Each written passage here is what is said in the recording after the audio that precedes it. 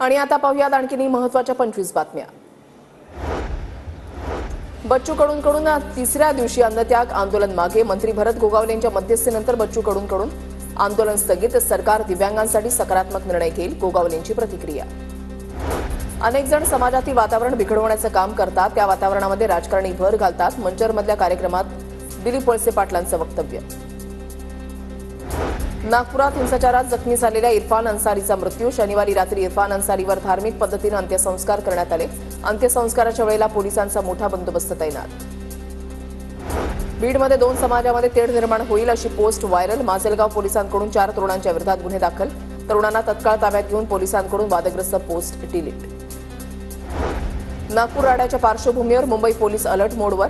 मुंबईतील संवेदनशील भागांमध्ये पोलिसांकडून रूट मार्च। घाटकोपरच्या चिरागनगर, आझादनगर, पारशीवाडीमध्ये रूट मार्च।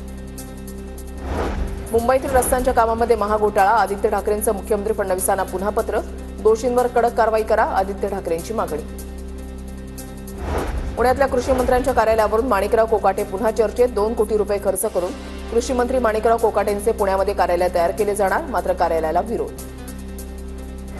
जयंत पाटील लढाऊ माणूस नाही, ते सत्तेशिवाय राहू शकत नाही, तर जयंत पाटील आता घरघर लागलेला माणूस, गोपीचंद पडळकरांचा निशाणा। लोकसभेत महायुतीची पिछेहाट झाली तेव्हा मवियाचे 4-5 मुख्यमंत्री तयार झाले। अनेकांनी मंत्रालयामध्ये जाऊन आपली कार्यालय बघितली, मात्र विधानसभेचा कौल त्यांना समजला नाही। सुनील तटकरेंची मवियावर टीका।